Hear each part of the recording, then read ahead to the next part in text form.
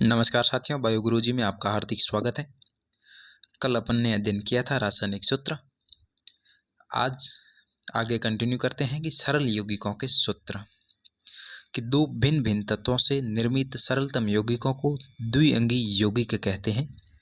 आणविक यौगिकों के रासायनिक सूत्र लिखते समय सबसे पहले संघटक तत्वों के प्रतीक लिखकर उनकी संयोजकताएं लिखते हैं।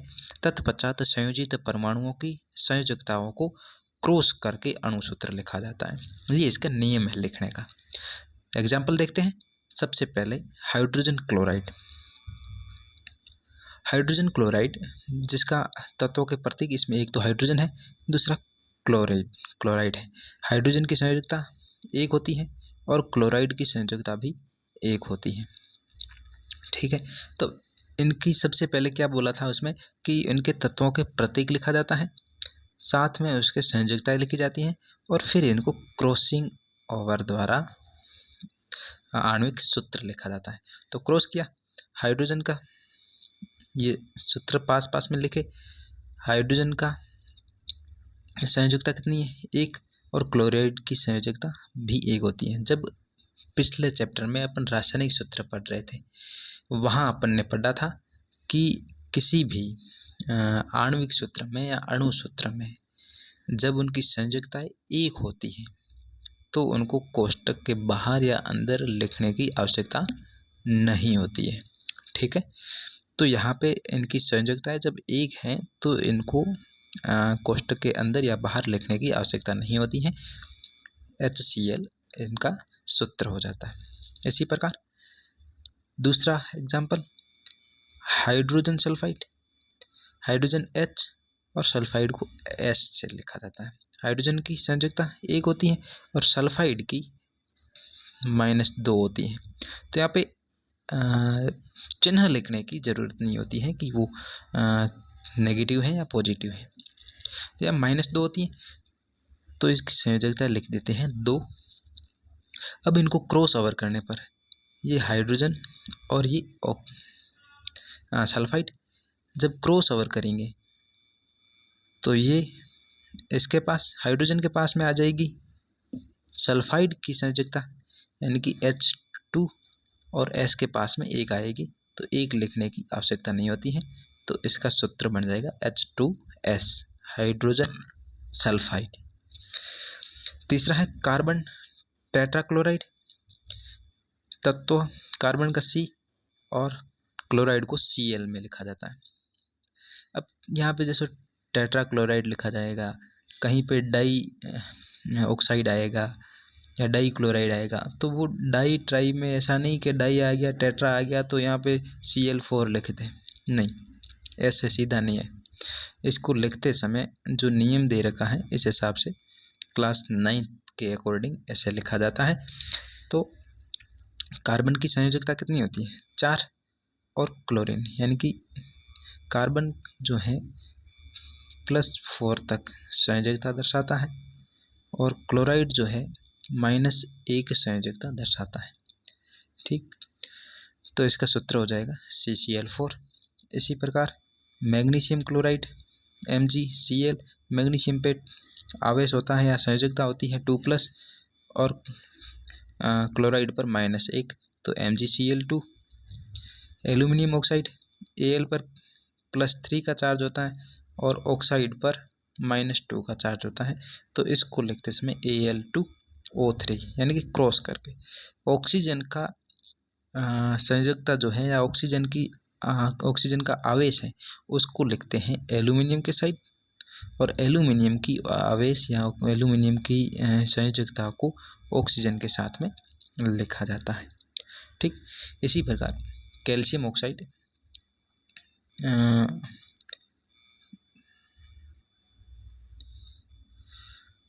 कैल्शियम और ऑक्साइड, कैल्शियम की +2, ऑक्साइड -2, तो ये Ca2O2 दोनों की जब समान है तो इसको सरलतम अनुपात में दर्शाते हैं, तो 1:1 आती है, तो इसको लिखने की आवश्यकता नहीं होती है। सरलीकृत करते हैं तो Ca2O2 किस में बदलता है? CaO में। ठीक, कैल्शियम ऑक्साइड का सूत्र होता है CaO। इसी प्रकार बहुपरमाणुक आयनों के यौगिक जो होते हैं उनको देखते हैं, जैसे सोडियम नाइट्रेट, सोडियम Na और नाइट्रेट NO3-, जब NO3-, ये नाइट्रेट का सूत्र है NO3। अब ये क्रॉस ओवर करके नहीं लाया गया, ये इसका नाइट्रेट का सूत्र होता है और ये सोडियम का Na। तो इनका जो यौगिक बनेगा वो क्या बनेगा, NaNO3। इसी पर कैल्शियम हाइड्रोक्साइड CaOH, कैल्शियम पर +2 का चार्ज और हाइड्रोक्साइड पर -1 का चार्ज, तो CaOH की होल ट्वाइस। ये जो कैल्शियम की आवेश जो है +2, ये चार्ज पूरे हाइड्रोक्साइड पे आ जाएगा, इसलिए OH दोनों को कोष्टक के अंदर या ब्रैकेट में रख के बाहर चार्ज लिखा जाता है। ठीक है। इसके बाद अगला एग्जाम्पल है कि सोडियम कार्बोनेट NaCO3 होता है, तो Na पर +1 चार्ज और कार्बोनेट पर -2 का चार्ज होता है, तो Na2CO3। ये 2 कहाँ से आया, ये कार्बोनेट का चार्ज है, और ये 3 कहाँ से आया, 3 कार्बोनेट के अणुसूत्र में होता है। ठीक है। Ammonium sulphate NH4, ammonium sulphate SO4, sulphate पर चार्ज 2- और सल्फाइड होता है उस पर भी 2-, लेकिन वो S2- होता है S पे, और सल्फेट को SO4 लिखते हैं और सल्फाइड को SO3 लिखते हैं। तीनों पे चार्ज जो होता है वो -2 का ही होता है। ठीक है। अमोनियम सल्फेट जिसका यौगिक सूत्र जो होता है वो होता है NH4 की होल ट्वाइस और SO4। अब देखते हैं आणविक द्रव्यमान, मोलर मास। किसी पदार्थ का आणविक द्रव्यमान उसके सभी संघटक परमाणुओं के द्रव्यमानों का योग होता है। किसी पदार्थ का जो आणविक द्रव्यमान होता है उसके सभी संघटक परमाणु होते हैं उनके द्रव्यमानों का योग होता है। वह अणु का सापेक्ष द्रव्यमान, जिसे परमाणु द्रव्यमान इकाई यानी कि म्यू द्वारा, परमाणु द्रव्यमान इकाई क्या होती है, म्यू होता है, जिसके द्वारा इसको व्यक्त किया जाता है। जैसे जल के सापेक्ष आणविक द्रव्यमान अगर ज्ञात करना हो H2O के सापेक्ष, तो H का परमाणु द्रव्यमान कितना, 1, और ऑक्सीजन का 16। तो इनका परमाणु द्रव्यमान ज्ञात करते हैं, तो कैसे ज्ञात करेंगे कि हाइड्रोजन के कितने परमाणु हैं, 2 परमाणु, इनटू हाइड्रोजन का परमाणु द्रव्यमान कितना है, 1, प्लस दूसरा कौन सा इसमें परमाणु है, ऑक्सीजन, कितने हैं, 1 परमाणु, इनटू इसका परमाणु द्रव्यमान कितना है, 16। अब इसको कैलकुलेटेड करके आंसर आएगा 18 यूनिट इकाई द्रव्यमान। ठीक है। इसी प्रकार दूसरा एग्जाम्पल देखते हैं, HNO3 के आणविक द्रव्यमान, HNO3 यानी कि इसमें हाइड्रोजन का परमाणु द्रव्यमान 1, नाइट्रोजन का परमाणु द्रव्यमान 14, क्योंकि इसका परमाणु क्रमांक कितना होता है, नाइट्रोजन का 7, तो परमाणु द्रव्यमान होगा 14, और ऑक्सीजन का परमाणु द्रव्यमान 16। तो HNO3 का आणविक द्रव्यमान की बात करें तो इसमें 1 mu hydrogen plus 14 unit nitrogen, और ऑक्सीजन के कितने परमाणु हैं, 3 परमाणु हैं, तो 3 इंटू ऑक्सीजन का परमाणु द्रव्यमान 16, तो ये हो जाएंगे टोटल 63 यूनिट। अब देखते हैं सूत्र इकाई द्रव्यमान। किसी पदार्थ का सूत्र इकाई द्रव्यमान उसके सभी संघटक परमाणुओं के परमाणु द्रव्यमानों का योग होता है। यहाँ हम उस पदार्थ के सूत्र इकाई का उपयोग करते हैं जिसके संघटक आयन होते हैं, जिनके जो संघटक हैं वो आयन के रूप में होते हैं, उनके सूत्र इकाई द्रव्यमान को निकालते हैं। जैसे सोडियम क्लोराइड, तो सोडियम पर क्या आयन होता है, प्लस, और क्लोराइड पर माइनस। इसका इकाई द्रव्यमान निकालते हैं तो सोडियम जिसका द्रव्यमान कितना होता है, सोडियम का द्रव्यमान होता है 23 और क्लोराइड का द्रव्यमान होता है 35.5। तब जब इनको टोटल करते हैं तो कितना आता है 58.5 यूनिट। इसी प्रकार कैल्शियम क्लोराइड का इकाई द्रव्यमान, कैल्शियम का द्रव्यमान 40 इंटू क्लोराइड CaCl2 में होता है तो क्लोराइड के कितने 2 अणु हैं तो 2 इंटू 35.5 में टोटल हो जाता है 111 यूनिट सूत्र इकाई द्रव्यमान। ठीक, अब आगे देखते हैं तीसरे चैप्टर का लास्ट टॉपिक, मोल संकल्पना।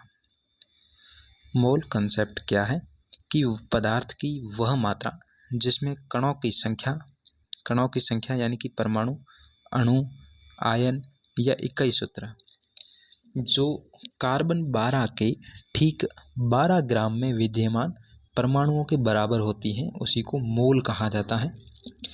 किसी पदार्थ के 1 मोल के कणों की निश्चित संख्या होती है जिसका मान होता है 6.022 इंटू 10 की पावर 23। इस संख्या को अवोगाद्रो स्थिरांक या अवोगाद्रो संख्या भी कहते हैं जिसको Na से प्रदर्शित करते हैं। अवोगाद्रो संख्या को किससे प्रदर्शित करते हैं, Na, ऐसे Na,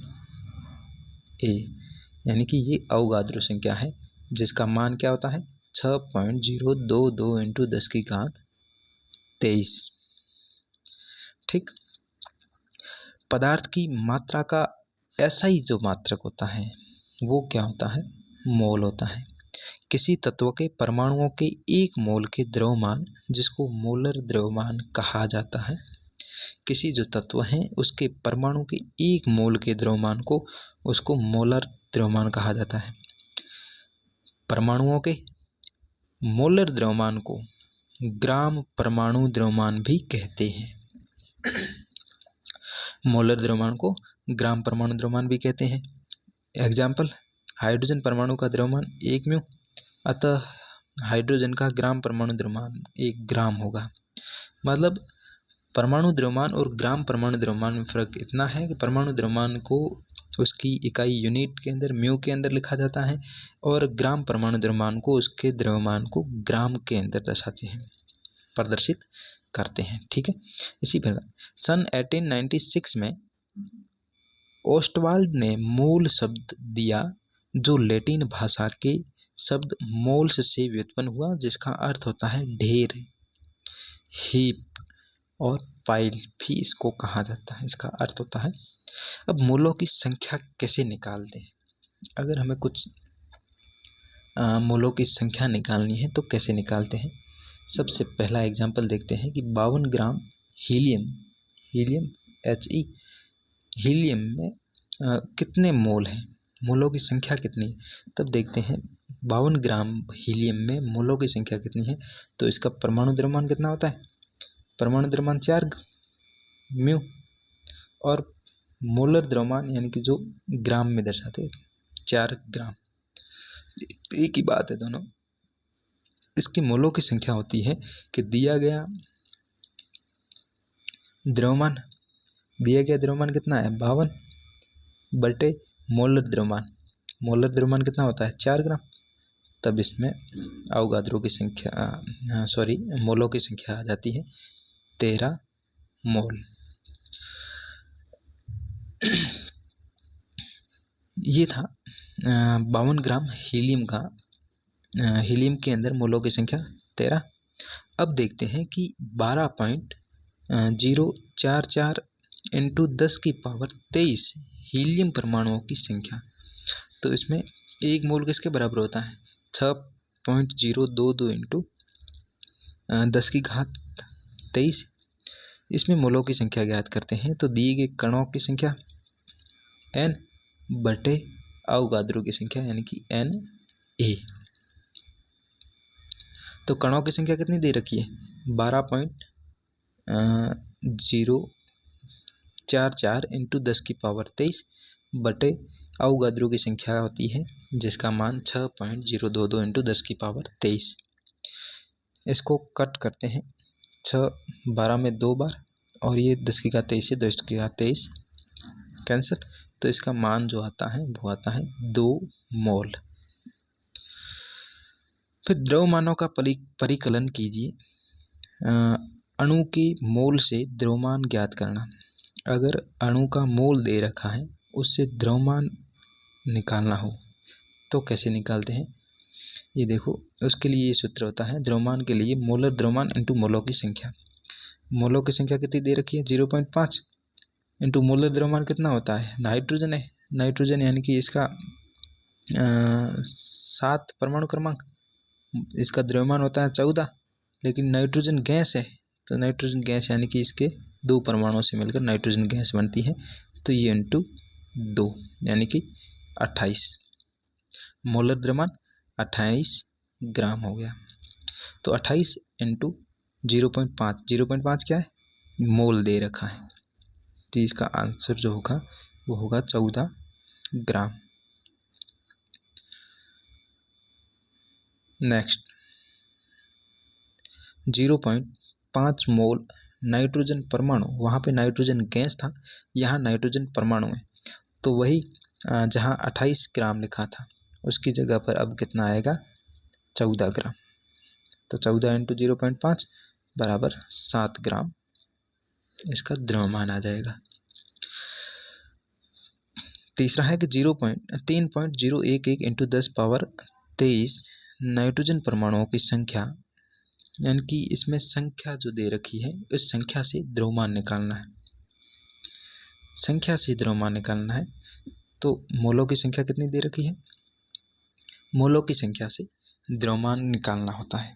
तो मोलों की संख्या ज्ञात है, तो इन कणों की संख्या n कितनी दे रखी है 3.011 इंटू 10 की पावर 23 बटे अवोगाद्रो की संख्या 6.022 इंटू 10 की पावर 23।